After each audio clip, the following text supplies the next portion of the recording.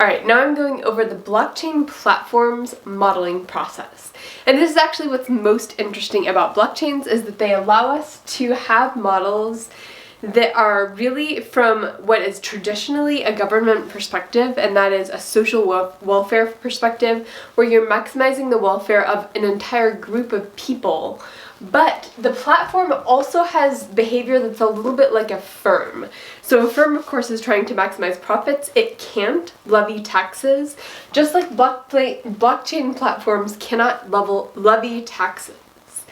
In which case, you still need to have a revenue, and you may have some sort of a revenue model that's analogous to traditional platform models, where you might have a free version of the platform and a premium version of the platform. The premium version has a price, and the free version might be a little bit inferior, maybe even intentionally, in order to raise some revenue, because you need that revenue to make the platform happen in the first place, to do upkeep on the platform, to hire computer scientists and engineers to make the platform better. You need some money, and you have to build that into your social welfare function.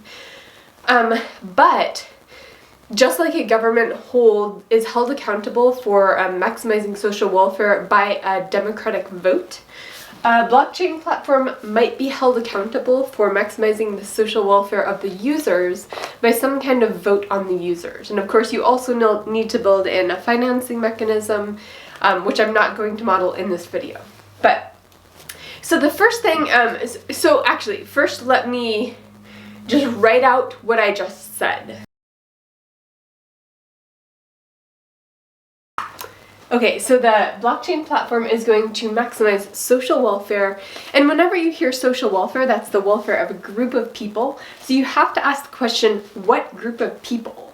And this isn't the entire country, it's not the whole world. It's going to be the users of the platform. And some types of platforms actually have different types of users. For example, Amazon has buyers and sellers. YouTube has video creators, content creators, and video watchers.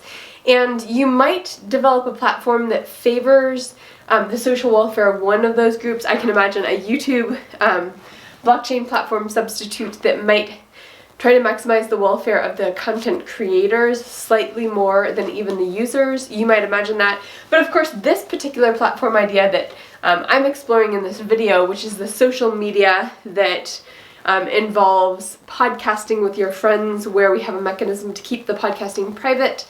This version only has one type of user whose social welfare we're maximizing. Okay, so then we have to ask ourselves, what are the key decisions that the managers of this blockchain platform might need to think about? So let's brainstorm choice variables.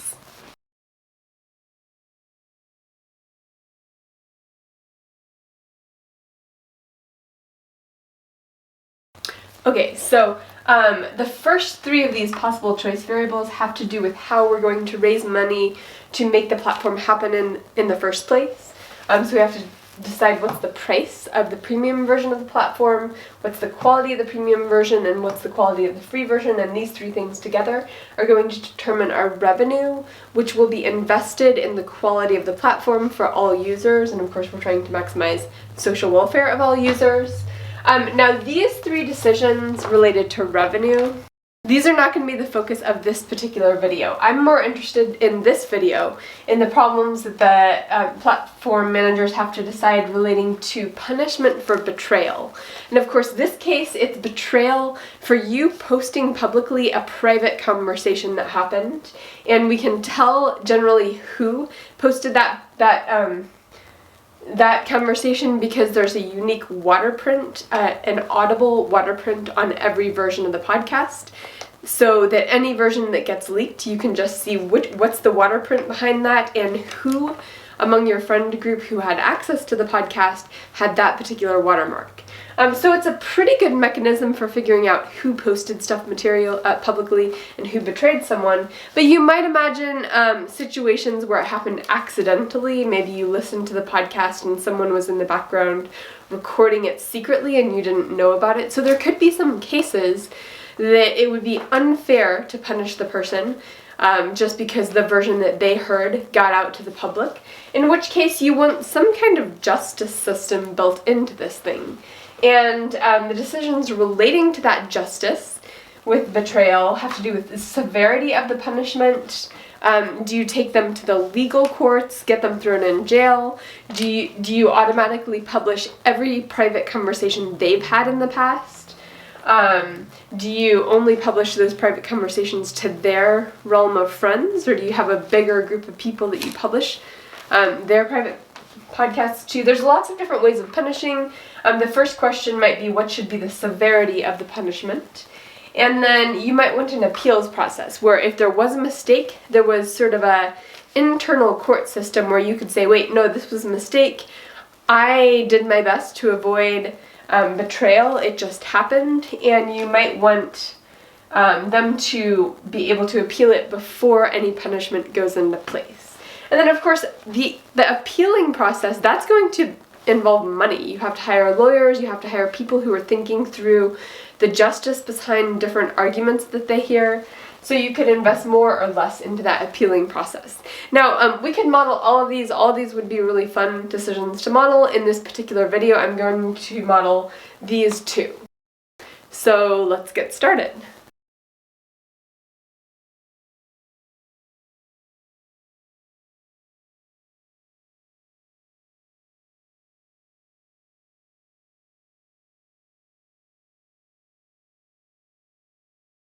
Okay, so I've come up with a social welfare function that this particular blockchain platform might be optimizing for when it makes the particular decisions about how many appeals to allow and how much money to invest in those appeals, because I think this gets across some important ways of modeling blockchain platform behavior. Alright, so we have our choice variable, number of appeals to allow once someone has betrayed their friend, or at least once the system believes that that person has intentionally betrayed their friend. And then how much are you going to spend on hiring good lawyers and good arbitrators to arbitrate these appeals? And of course, when you're modeling, you want forces that pull both of these factors up and forces that pull them down. So when we're thinking about this, we're going to be thinking about type 1 and type 2 errors. So what are these? So type 1 and type 2 errors are going to be relevant whenever we're talking about social justice issues, or issues of justice, where we're testing some hypothesis, and oftentimes there's a punishment associated with that hypothesis. So here the hypothesis is that betrayal happened, that the person whose version of the podcast with their water print got out to the public, did they actually betray their friend? Or was there some kind of mistake or error, in which case you might want to investigate how that happened and build in stronger controls into the system to make sure it doesn't happen again, but in which case they're innocent. It was really an accident and it would be unjust to punish them. So here we have the reality is either they betrayed their friend intentionally or it was an accident. So if our hypothesis is did they betray them, this would be the truth, and this would be a falsehood against our hypothesis. And then there's the platform decision, which is going to be associated with punishment, with whatever punishment we come up with for the person who betrays. And of course, if we're in this box, the person betrayed and the platform decision is that we betrayed them, so this is actually true, and that's a good decision. And of course, if it was an accident, it was really an accident, and the platform decision says it's an accident, then we also have a true situation. There's a match between the platform decision and reality. The problem in terms of justice, when we have a false positive or false negative. So we have a situation here up in the upper right corner where the platform is deciding that they betrayed the person, and therefore we're going to impose our punishment, whatever punishment we come up with in the platform, on that person, but really it was an accident and they don't deserve to be punished. That's a false positive. decision about betrayal, and that's a type 1 error, which is captured up here in our objective function, that we want to minimize the number of these unjust errors, particularly if we have a really harsh punishment for betrayal. And then down here we have the platform decision says that was an accident, but really it was a true betrayal. And this is a type 2 error, and that's accounted for up here. And of course, what's the problem with type 2 errors? The problem is that type 2 errors are going to increase betrayal. So we might actually think about a careful relationship among these. In fact, if I were redoing this model, which maybe I'll do right now as long as I'm up here at the board, I would actually build type 2 errors into the betrayal function, because what we really care about is betraying people. And same with this, I might measure this in a way that actually captures the reality of the injustice happening here. And the reality of this injustice is that we're punishing people who don't deserve to be punished. That's unjust. So I'm looking at a type 1, type 2 error model. I'm recognizing that this applies when we're thinking about appeals and investment in appeals. And of course, investment in appeals is going to reduce both type 1 and type 2 errors. The problem with spending more money investing in appeals is that we have to raise that revenue somehow. And how do we raise revenue? Well, in our simplified version of the model, we really have 3 options for raising the revenue. One would be raising the price of the price of the premium membership on people who get a premium membership, but realistically, we probably set that price optimally to begin with. So we probably, if we raise that price, that's going to reduce the number of people who are choosing to opt in to the premium version, in which case we're not actually raising revenue. Or the other option is more painful, which we could reduce the quality of the free version to try to push people into the premium version. That's not great for social welfare, but it might be worth it if it makes our system more fair, if it allows us to increase the investment we have in appeals. So that's the real trade-off that this social welfare maximizing platform has to make when we're thinking about investment. So now let me rewrite the model by placing these type 1 and type 2 errors inside functions that better capture the real pain in the user's experience that these 2 types of errors create.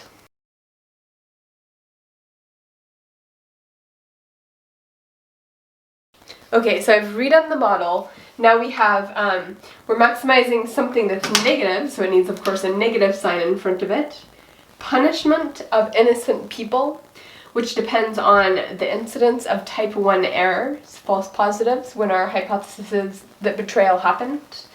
And type 1 errors are a function of how many appeals we allow people to have and the investment in those appeals. And then, of course, minus the overall betrayal among users. And that's going to depend on type 2 errors. If we allow too many type 2 errors, where we say it's an accident, but really it was betrayal, that's going to increase the incidence of betrayal, which is going to reduce the user's experience. And of course, type 2 errors depend on our 2 choice variables, appeals and investment in appeals. And then plus quality of the free version of the blockchain platform, which depends on these 2 things, particularly I. As a matter of fact, I might even take A out of this equation just to simplify things, because we have something pulling A up and down in our type 1 and type 2 errors.